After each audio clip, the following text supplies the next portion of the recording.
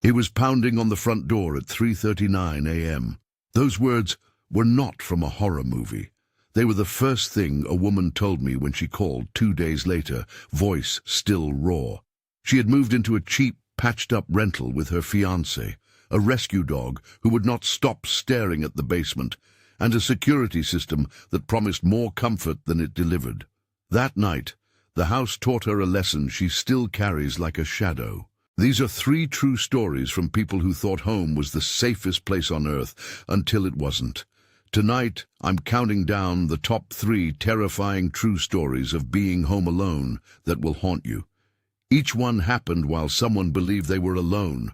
Each one leaves an ugly aftertaste, and each one changed how the person slept, trusted, and locked their doors. If you love real-life horror and want more of these, hit subscribe. This channel is full of stories that make you check over your shoulder. Story number 3. I thought moving in would finally feel like starting over. My fiancé Ryan and I had been looking for months. We settled on a house that was cheap for a reason. It had been lived in by older people who had died there, and the landlord had patched it up just enough to pass an inspection. The landlord kept saying the place just needed love. My job as a designer was to give it that love. New curtains, a fresh coat on the trim.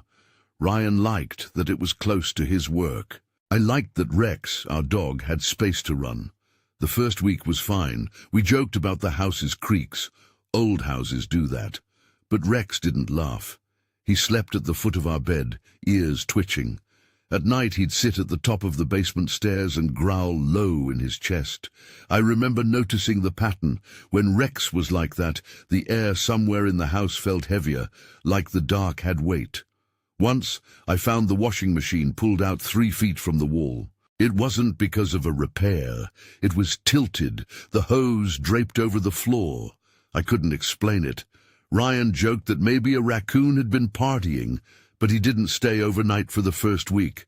He worked late that week and crashed at his friend's place. Around midnight on a Wednesday, I woke to Rex barking at the basement door, sharp, insistent barks that sounded wrong for him. He stood rigid, hackles up, staring down into the black. I got up, heart slamming, and walked to the top of the stairs. The basement smelled like cold stone and old detergent. There was nothing there when I took the flashlight down, just boxes and the furnace. I chalked it up to nerves. That same week, the cheap garage camera, one of those plug-and-play things that runs off the Wi-Fi, started acting up. On the app, it would flash like someone was clicking a flashlight at the lens. I checked the footage in the morning.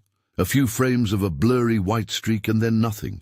There was also a loud sound like an explosion out front, a pop that vibrated the window panes and left us staring at each other, thinking about cars and pipes and who knows what. The landlord said it was probably a truck backfiring. We nodded. The real escalation happened the night my phone cut out. It was past midnight. I was sitting at the kitchen island, curled up with a blanket, scrolling through old photos of a beach trip, because insomnia likes false comforts. Rex was at my feet, ears cocked. Then my phone died. Not low battery, dead, screen black. I reached for the charger. No response. I remember thinking how odd it was that everything plugged into that outlet had the same sudden flatness. That's when something slammed into the front door. It wasn't a timid knock. It was the house shaking. I could feel the weight of it through the floorboards. Chest tight, I peered through the peephole. No one visible in the porch light. I called Ryan, but the line was dead. I shouted, "Who is it?" Nothing. Another heavy banging. It felt like someone trying the knob and then just hammering the wood. Rex started growling under the table, a sound that vibrated through my bones. I remember constricting to a small space inside myself, like trying to become less. The pounding kept coming. I fumbled for the spare key we kept buried under a plant pot for emergencies, only to realize we'd never replaced the pot after the landlord moved it to clean. Now there was no quick exit.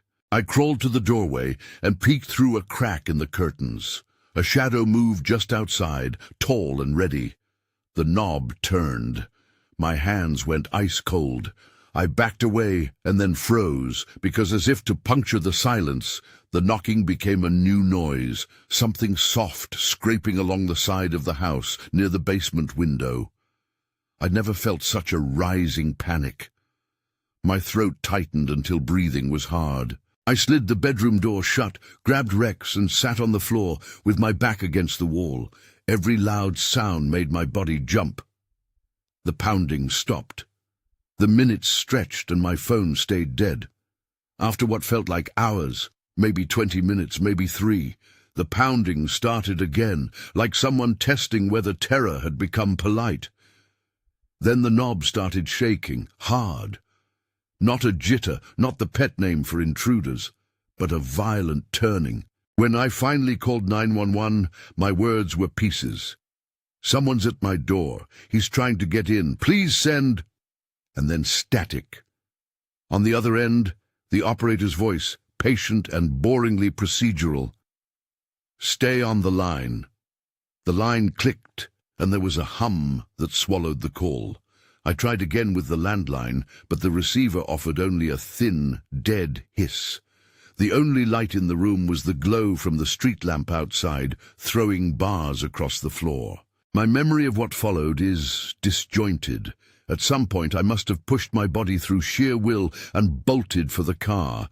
The porch light burst, a bright, sudden flash outside like a camera going off, and in that flash I saw someone move away from the door into the shadows. Maybe they left, maybe they hid. I will never know what would have happened if Ryan had been there.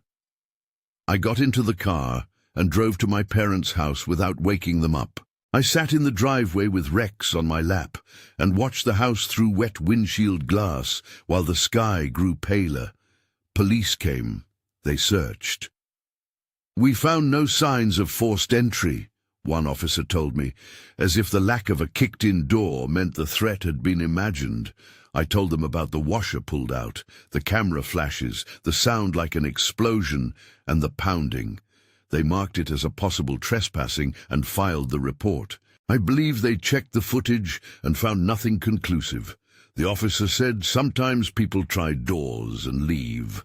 The line between being thorough and being exhausted felt very thin. Ryan returned after 2 days. We moved our essential things back into the house to prove we could live there. For months we slept with the lights on. If I had to go upstairs alone at night, Rex shadowed me like a bodyguard. We installed new locks, paid the landlord for sturdier deadbolts, and slept with kitchen knives near the bed. Small rituals of survival. We never found the person responsible. In those months, nothing else happened, but a bruise had settled into my sense of safety. I stopped sleeping alone. Even when Ryan was here, I'd wake at odd hours and count the rooms as if a head count could ward off trespassers. There's a part of me that still sometimes wakes to the phantom pressure of fists on wood. If you think that was the worst, wait. The next story takes the strange further, but before I tell it, take a breath. You'll want to be sitting down for this one. Story number 2. I live next to a bar, right on the side that the deliveries use to back up. It's loud on weekend nights, which is why my friend Illa used to joke I was dating the whole neighborhood. I'm not much for bars. I like my apartment and my plants. Illa thought I should get out more, and sometimes she would drag me into the bar for a drink. That's where the first weird thing happened. A woman across the room waved and blew a kiss at me. I laughed it off as the bar's version of flirting, the kind of meaningless performance that keeps bartenders in business. That night, a few days later, I was alone, because Isla had left early. I was home, lying on the couch, counting the ceiling fan blades like you count the minutes when your mind won't quiet. There was a knock at the door, the kind of knock you ignore because it could be a pizza or an Amazon delivery, but then the knock came again, sharp and patient. I peered through the peephole and saw no one. The neighbor's porch light was on, so I thought someone had knocked the wrong door. I didn't open it. The knock stopped. I went back to the couch. A few hours later, I woke to the sound of a car pulling up and idling outside, the light of its interior lamp shedding a pool of yellow on the pavement. The car's door clicked open and closed. I could hear someone padding away from the curb and toward the back alley. I told myself it was probably a drunk person looking for a friend or someone calling a cab. Then I smelled it. Perfume. Not the smoky bar kind of scent, but a floral perfume that seemed too heavy for an alley. It lodged in my chest and made me imagine someone taking off a coat in the hallway. I remember wondering why a smell could feel like evidence. It didn't add up. I checked the locks, double-checked the window latches. I went to bed but couldn't sleep. Later that night there were sounds like someone running on the roof of the back porch. Light, quick footfalls, and abrupt giggling that made my heart clap.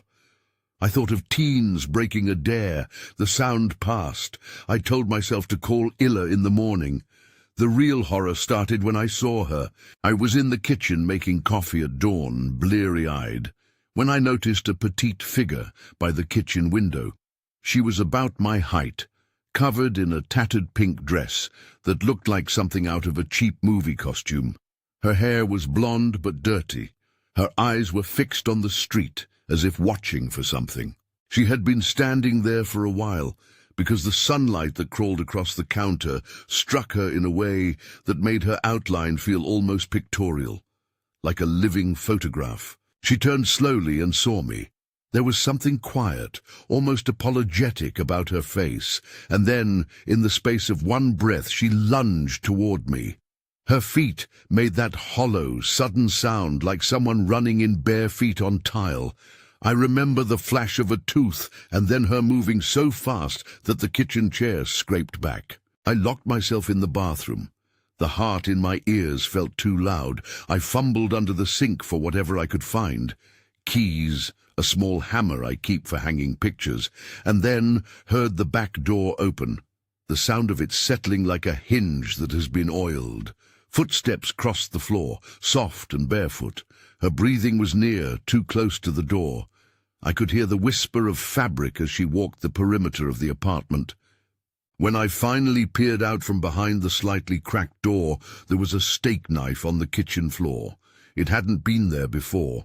I stared at it for a long time, as if it could explain why the perfume had been in my apartment and why the back door had been left open. The police took my statement. They found the back door unlocked and the knife on the floor. They told me it could have been an intruder who fled when they heard me move. The word transient came up. Someone passing through, maybe unstable, maybe fleeing something. I believe the officer thought she had run off into the neighborhood.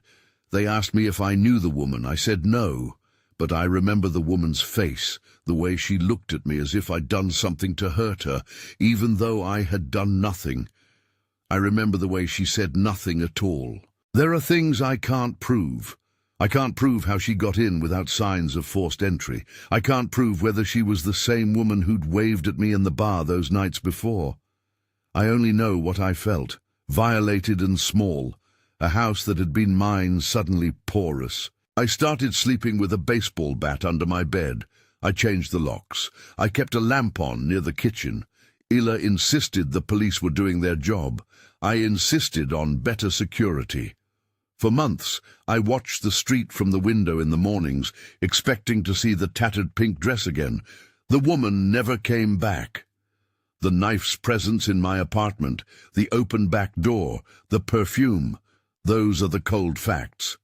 The rest is a memory that leaves me waiting. If that got under your skin, brace yourself. The next one is the reason most people don't want to be alone at night with the blinds open and their bed sheets pulled up under their chin. When we first met, people told me I had lived the dream. I had a house that looked like something from a magazine, a job I could do from home, and friends who envied the way I decorated. I'm an interior decorator by trade, so I paid attention to details. How a room flowed where light landed, what fabrics said about the people inside them.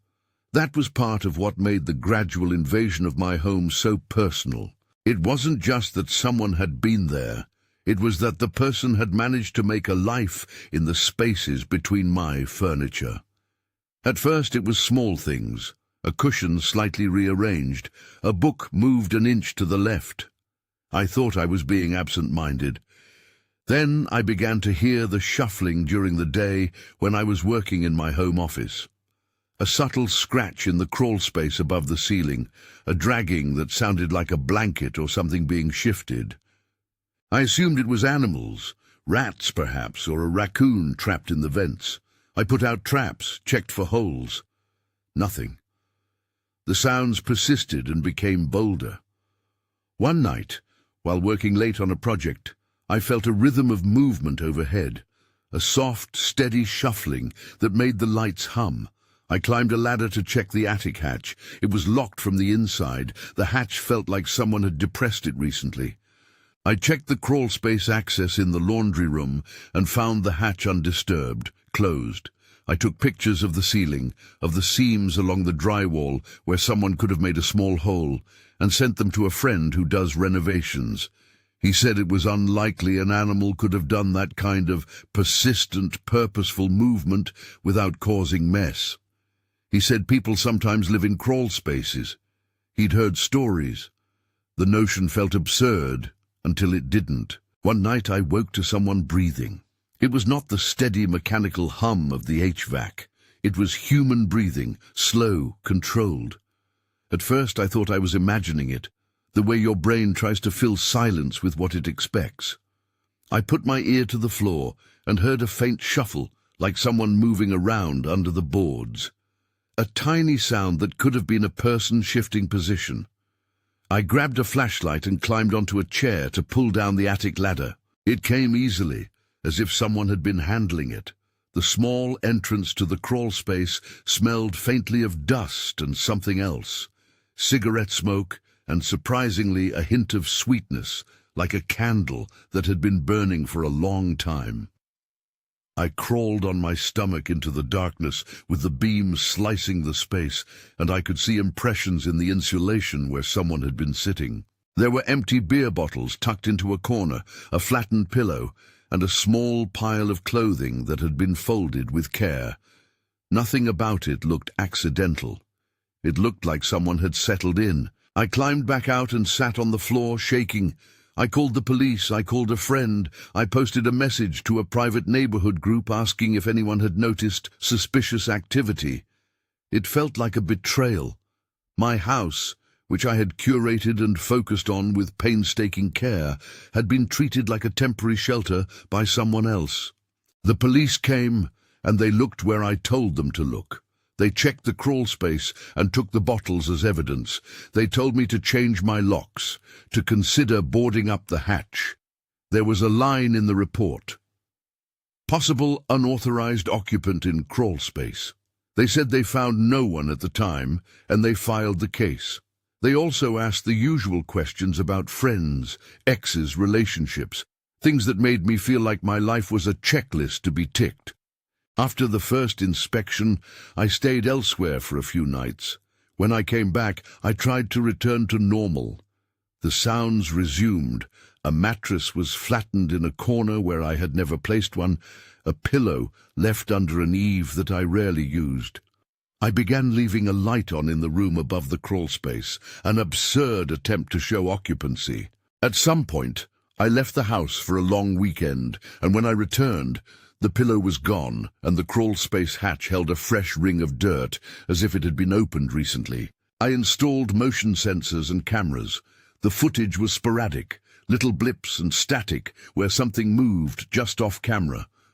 One night, the audio caught a whisper. I didn't sleep for days. You tell yourself rational things.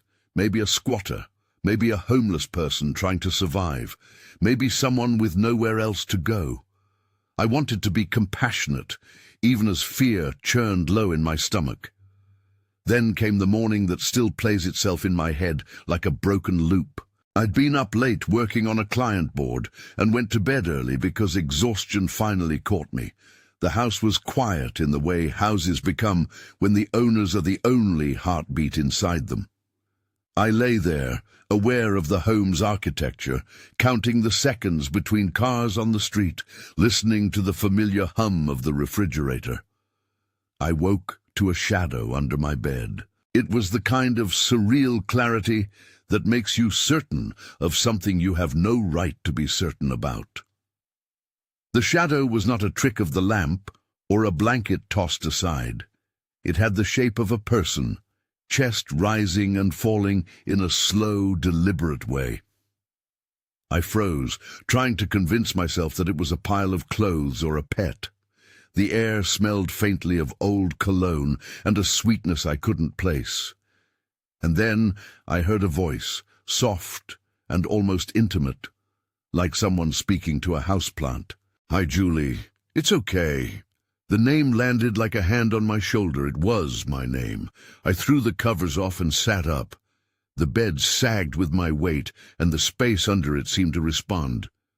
I remember a sick, surreal moment of thinking this could not be real because my house did not contain that sentence. I lived alone. My work friends knew my name. Strangers did not know to call me that. I lunged for the nightstand to grab my phone. The beam of the bedside lamp sliced the room. For an instant I saw him, just the glint of an eye and a vague outline, the way you catch someone in the edge of a dream. He was under the bed, not crouched, but partly laying, with his face turned toward me, as if he had been waiting for me to wake. He raised his head a fraction and smiled the kind of smile that had practice. "Hi, Julie, it's okay," he repeated, and the sentence was flat and familiar, like something between friends. I realized with a cold clarity that he knew me, not from the internet nor from a chance encounter. He had an intimacy with the cadence of my name that felt like claim staking. Panic slammed through me, violent and raw. I scrambled out of bed, stepping on a shoe that wasn't mine. The shoe made the smallest sound, and it felt like an alarm. I ran out of the house in my pajamas and didn't stop until I reached the neon sign of a diner that never closed at 4 in the morning. The fluorescent lights were merciless, but they were also a kind of safety. People moving plates, a coffee pot that kept clinking. I called the police. My voice was broken, saying the words over and over. There was someone in my house. He was under my bed. He called me by name. They told me to stay put. An officer sat across from me in the diner, a paper cup of coffee cradled in his hands, and asked me for details. My clothes were covered in dust, my eyes rimmed red. He said they'd checked the police scanner and the property again. When they went back to my house, they found evidence, empty bottles, a flattened pillow, a place where someone had apparently slept. They also found the most unsettling thing, a small stash of toiletries and an old photograph tucked behind the insulation, as if someone had needed to look at something that kept them human. There was no sign in the immediate search of who this person might be. I later told the officers about a family friend who had once been a little too insistent, someone I had distanced myself from years ago. The officers listened and nodded. "We'll investigate," they said, and then "we" became a bureaucratic pronoun that thinned into nothing. I stayed in a motel for a month. Every sound in the house was someone else's possibility. I found myself checking locks I had changed 3 times. The cameras showed occasional movement in the crawl space at night, shadows passing like daydreams. When I finally returned, I installed a proper alarm system, hidden cameras with backup batteries, and lights wired on motion.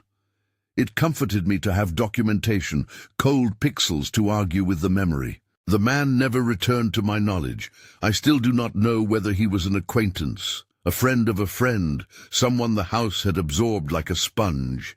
The police theorized that he might have been someone with a connection to the neighborhood, someone who knew my routines and how the house breathed. I think he might have been someone who felt entitled to the same quiet corners I curated for myself. That idea that someone would take your curated world and make a nest out of it sits with me in a way that nothing else has. After those nights, I stopped leaving my lights on timers. I began to sleep with my phone right beside me, screen bright and ready. I found myself checking under the bed, not as a joke, but as a ritual of survival. Work became a refuge, and also a trigger. Sitting in an empty room focusing on aesthetics felt both healing and risky. I learned to ask friends to come over sometimes. The delicious solitude I had prized became a fragile thing I did not trust. You can imagine where I'm headed next. The worst, they say, for last. The story that ends with a simple sentence, "He was pounding on the front door at 3:39 a.m., is just the beginning for some people. For others, the story under the bed becomes a lifetime's caution. For the man on the street who saw someone in a tattered pink dress and fled, the instants when a life is almost taken are all that blare. But the arc isn't done here. There are more details, more small things that keep the dread alive. There are police reports with thin language that never quite reflects the tremor in a woman's voice. There are nights when a dog will not stop staring at a basement door, and you will understand how animals know things we do not. There are times when you will wake, and the outline under the bed will be the only thing that tells you you're not safe. If you're still with me, if you're still sitting in that soft corner of your room with the lights low, know that I'll come back and finish the rest of these stories. There are things to say about the aftermath, how trust frays, how relationships bend, how ordinary routines become rituals of defense. There are details about the investigations that drifted and the moments that never left the listeners of these stories. For now, keep this with you. All three of these people were home when it happened. Their homes were supposed to be sanctuaries. Instead, they became stages where someone else's shadow could appear and speak their name. What would you do if you woke to pounding at your door in the dead of night? What would you do if you woke to pounding at your door in the dead of night? For each of these people, that question didn't stay hypothetical. It became a soft, constant pressure behind every decision they made afterward, how they slept, who they trusted, the way they arranged light in a living room. The immediate terror passed into a different, slower kind of violence, the erosion of ordinary comfort. I checked back in with all three narrators to understand what lingered after the adrenaline wore off, because that is where the real haunting lives. The woman from the patched-up rental, who still thinks about the night even when the morning is bright, says the house never let her rest easy again. Ryan, she told me, was apologetic the way people are when they feel somehow responsible for not being there, and then practical. New locks, new lights, a camera that actually recorded to the cloud. Still, she remembers the first week after they returned. Every creak in the walls sounded like a footstep, and Rex would not nap with all four paws relaxed. He became, in her words, permanently poised. If she dozed on the couch, one twitch from his tail and she was upright, scanning doorways like a person who had learned to find danger in the fringe of vision. Sleep became a negotiation.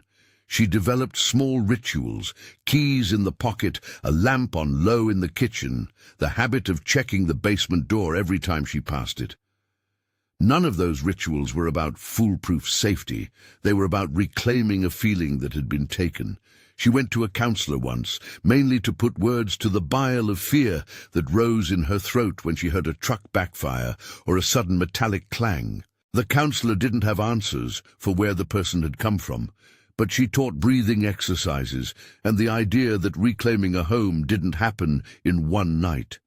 It took months for her to stop imagining the shape of fists on the wood. The police report is short and clinical. Possible trespassing, a checkbox, a patrol log time. The officer who took her statement told her gently that sometimes trespassers leave before an investigation can find them.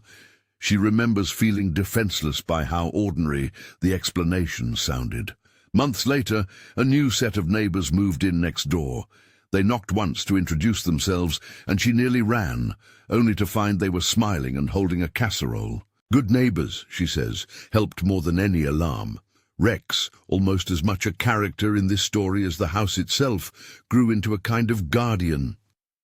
The narrator still laughs when she describes how he now places himself at the basement threshold and refuses to move when anyone else tries to go down alone. It's not bravado, just a steady animal intuition that remained reliable when human certainty frayed. There is a comfort in that, the idea that something in the world is alert when you cannot be, but there's also the shadow of hypervigilance. Even years later, she admits, she sometimes wakes convinced she heard knocking, and the memory of that dead phone and the flash on the porch stamped the scene so fiercely that the heart remembers before the head does. The narrator who lived next to the bar, the one who woke to perfume and a knife, described a different aftermath, a mixture of embarrassment, gratitude, and a new wariness about crowds. She went back to the bar once, months later, and sat at the end of the counter watching faces she didn't recognize. Illa came with her and kept a hand on her arm like an anchor. She told me that there was a strange, small relief in seeing life continue. The band still played, people still raised their glasses, the world still had ordinary nights. But ordinary felt different. She started locking the back door twice, leaving a light on in the kitchen and, most awkwardly, avoiding being alone in the apartment until the afternoon sun was high. She caught herself watching for the tattered pink dress in reflections and passing cars for weeks after. In the police notes, the presence of the steak knife and the open back door were given as the most tangible facts. The officer suggested a transient who ran when startled. The narrator suspects the woman who waved at the bar might have been the same person. That possibility lodged in her like a burr. It could be coincidence. It could be nothing. She told me she didn't want to criminalize someone who might have been desperate, but she also could not fully dislodge that feeling of violation. It wasn't physical harm so much as a change in claim. Her apartment now felt like something that could be entered, a place with invisible doors to others. Friends helped. Illa took to checking on her more often. She slept over when storms knocked out power. There were odd moments of humor that bled in, like the time they both discovered they preferred a hotel on an anniversary after the invasion. But under the jokes was a steady current of caution. The narrator found herself policing her own solitude, as if alone was now a risky posture rather than a neutral state. A year on, she still starts the morning with a look at the outer doors, a habit she frames as prudence and also as grief for the shapeless sense of safety she once took for granted.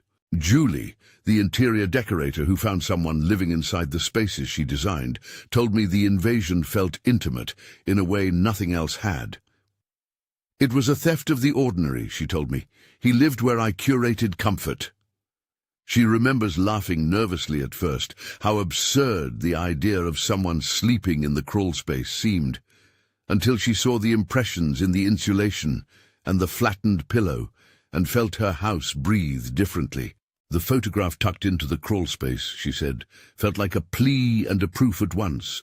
Someone had brought a small talisman to survive with, and the sight of it made the whole thing unbearably human and unbearably wrong. Recovery for Julie meant layers.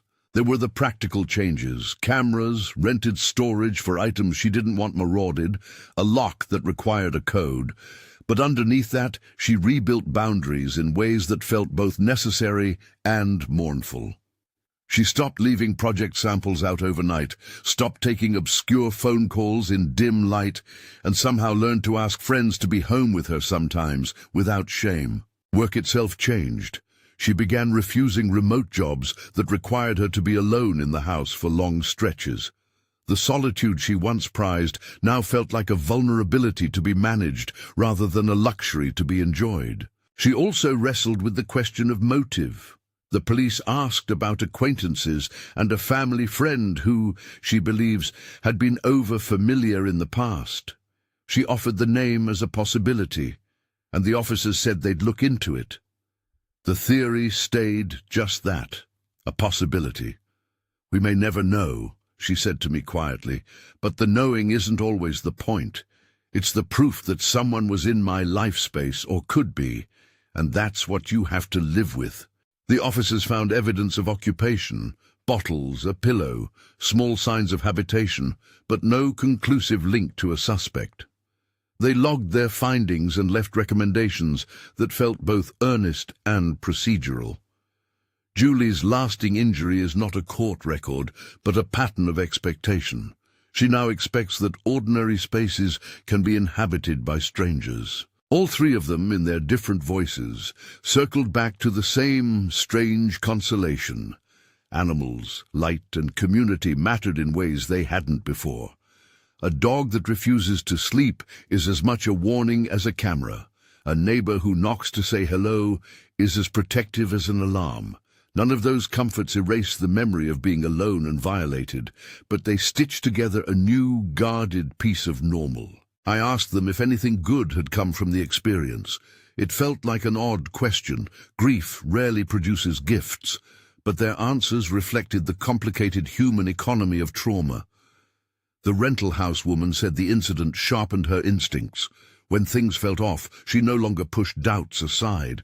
The bar neighbor said she learned who would actually show up for her. Not the casual acquaintances, but the friends who drove over at 3 a.m. on a whim. Julie, in her own practical way, said she had rethought security not as paranoia, but as care for herself, a way to preserve her work and her life. All of them, separately, spoke about empathy for others who lived on edges, a new patience for the homeless, a willingness to listen when a friend says they're uneasy. Police responses threaded through each story differently, but they all felt simultaneously human and insufficient. Officers did their jobs, checked doors, filed reports, took statements. But paperwork and protocol often felt like blunt instruments against something that had been small and particular and profoundly personal. Each narrator felt that procedural language couldn't capture a dog's low growl, or the way a person's name dropped off the end of a whisper.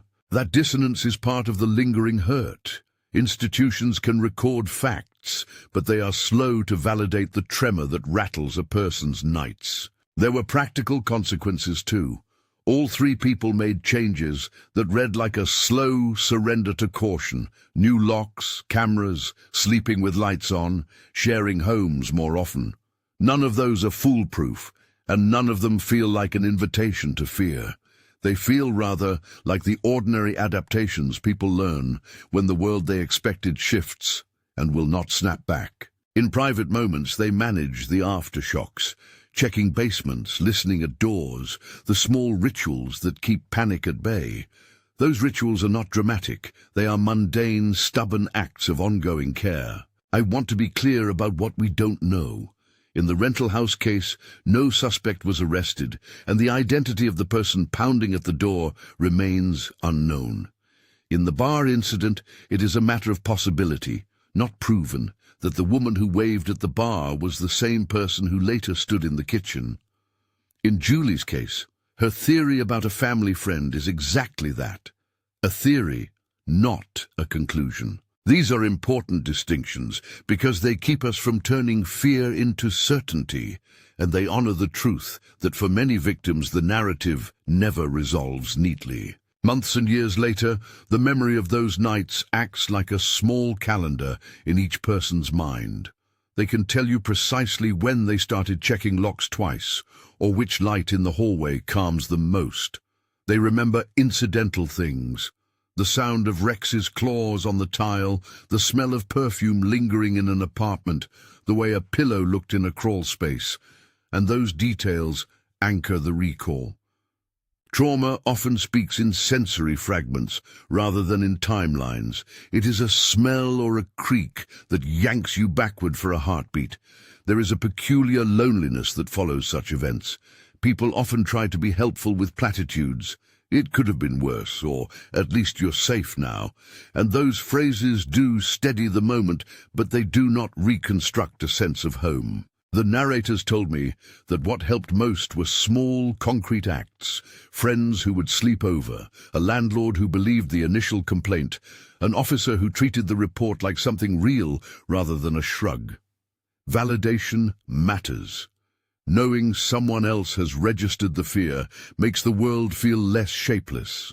In the months after their respective incidents, none of the three returned entirely to the person they were before. They carried scars that were not visible, an instinct to scan the dark, an unease when the house is quiet, a preference for company during the night. They also carried new strengths, the ability to act when the body tightens, a vocabulary for fear that helps them ask for help, and a network of friends who understand that trauma is not one night, but an ongoing process. What do these stories teach us? Maybe nothing except that ordinary houses are porous. Maybe something larger about how we care for each other when the ordinary fabric tears. Each story is different in detail and identical in one terrifying way. The people were alone when they stopped feeling alone in their own homes. The violation in all three cases is less about the person who crossed a threshold and more about the thinness of the line we imagine between private and public, between safe and unsafe. So the question returns, if someone knocked on your door at 3:39 a.m., what would you do? There is no tidy answer because each person's response is braided with fear, habit, community, and 1,000 small choices that add up to survival. What I can tell you is this. The people who lived through these nights were changed in subtle, stubborn ways. They learned to ask for help. They learned to trust the people who answered. They learned to accept that a home can be reclaimed, but the memory of invasion might ripple outward for years. If these stories leave you unsettled, that unease has a purpose. It sharpens empathy and moves us to check on neighbors, to listen to friends who say they're uncomfortable, and to treat reports of intrusion with care rather than dismissal.